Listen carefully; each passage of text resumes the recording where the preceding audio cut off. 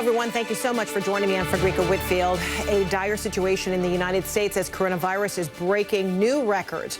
But first, tragic news on the loss of a legendary broadcaster and iconic CNN alum. We're learning this morning Larry King has died. He passed away at Cedars-Sinai Medical Center in Los Angeles. The cause of death has not yet been revealed.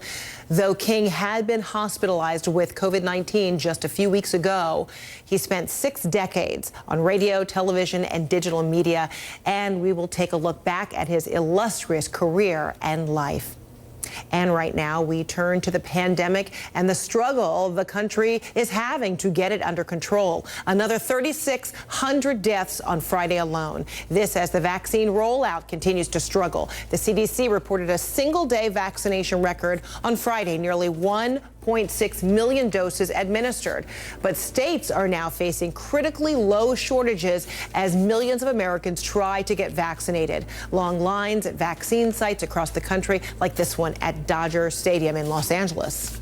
CNN's Natasha Chen is in Atlanta for more on Georgia's vaccine rollout, and also CNN's Polo Sandoval in New York. Let's begin with you, Polo. New York administering 97% of its allocated vaccine doses. What's next? And as of just a few minutes ago, Fred, you can make that 100%. We just heard from Governor Andrew Cuomo just a few moments ago saying that what he said would happen yesterday did in fact happen. That is that 5-week allotment of the COVID-19 vaccines that was distributed throughout the state of New York. They've all been administered. However, he does say that he does expect week 6 to slowly begin to trickle into the state and distributed throughout parts of the state, including here, which is really the largest vaccination center in the state of New York here. You're looking at about 240,000 more doses that are expected in the days ahead. Again, that's that week 6 allotment.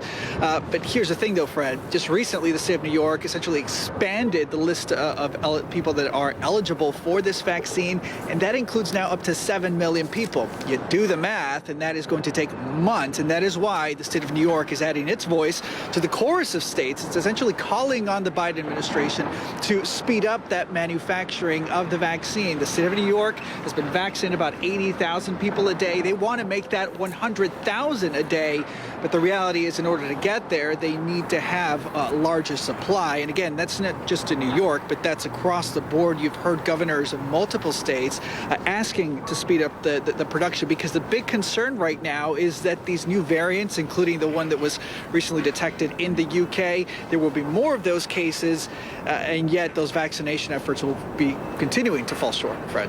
All right, Polo in New York, thank you so much. Let's go to Natasha now in Georgia. The state of Georgia is outlining residency requirements for coronavirus vaccines. How concerned are officials about people, coming out to get their shots? Well, Fred, there have been some isolated reports of people crossing state lines into Georgia to get a vaccine just because they could get an appointment. I did verify with the State Department of Health yesterday that they're reminding all providers that the vaccine coming into Georgia is for residents only. They have to be at least part-time residents, with some exceptions, like people who might live in another state but work in Georgia. That's okay. And I know Florida has had to make some similar adjustments this week to make sure that the vaccine is for Florida residents. Now, here at the Morehouse School of Medicine, you see all these cars lined up for people to get their first doses. That's not an issue here. They had to actually prove residency in Fulton County to be able to come here. What's a greater concern when I talk to providers at different locations is that there's no consistency or certainty in when a shipment of vaccine comes in. So they don't open new appointments until they can confirm what they have in hand. Another issue is just having the resources, enough people to put shots in arms. And here's what Dr. Valerie Montgomery Rice, the Dean and President of Morehouse School of Medicine, said about that. We fortunately have medical students and residents who we are trained, but all of them are busy where? At the hospitals that are oversubscribed right now. So we haven't been able to pull them. So we're going to go to retired nurses, retired medical assistants, retired other healthcare personnel, and ask them to come and partner with us through volunteering. And then some way, if we get grant dollars, we will be able to hopefully compensate them some way.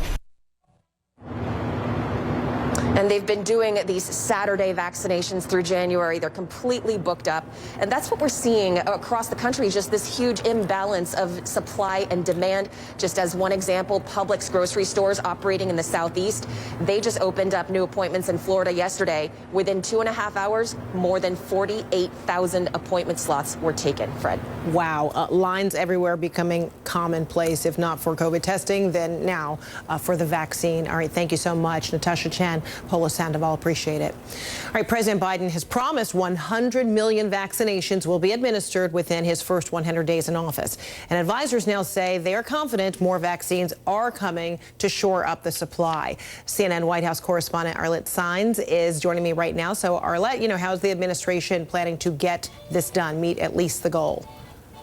Well, Fred, President Biden has said that getting vaccinations to Americans will be a wartime undertaking. And what he is trying to do is leverage all of the tools of the federal government to try to get as many vaccines as possible into Americans' arms. You've heard the Biden administration say that what they inherited from the Trump administration as far as planning for that vaccine is worse than they could have imagined coming into this. And what you're hearing now from some of his top advisors, including his nominee for Surgeon General, is that they are confident that more vaccine will be on the way. Take a listen to what Vivek Murthy had to tell a group of mayors yesterday. We've been deeply involved in conversations with the companies on a very regular basis. And those were conversations that frankly started even before the election to try to understand just more closely what the supply was, what the challenges were, what the roadblocks were to getting even more supply accelerated. Those conversations, I think, have given us more confidence that there is more supply coming and that it will continue to steadily increase over the next few months. Now, one thing you saw President Biden do this week was invoke the Defense Production Act, which could help make some of the equipment and supplies needed to make those shots. You are also seeing the Biden administration take some steps to try to help states. Yesterday, the White House press secretary Jen Psaki said that they've directed the CDC to look into the possibility that states may be running out of the vaccine doses that have been provided to them. But it's very clear that tackling and getting a plan together for this vaccine distribution is of top of mind and top priority for the Biden administration. All right, Arlette Saenz, thanks so much. We'll check back with you. All right, coming up, remembering an icon. Larry King, tributes to him from all of those who remember being interviewed from him. It was the gamut from presidential candidates, celebrities, athletes, and everyday people. Here's what King said at the end of his last show, December 16th, 2010.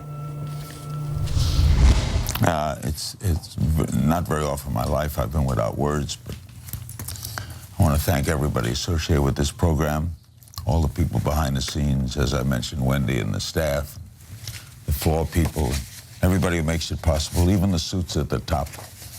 I love them too.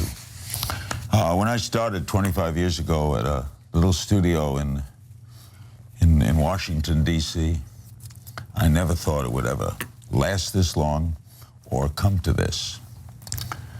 So I'm going to go on, do a lot of other things. We're going to do specials here on CNN. I'm going to be seen in other places, do some radio work, be around baseball. So you're not going to see me go away, but you're not going to see me here on this set anymore. For 2 weeks, they're going to be playing highlight shows. I don't know what to say except to you, my audience. Thank you. And instead of goodbye, how about so long?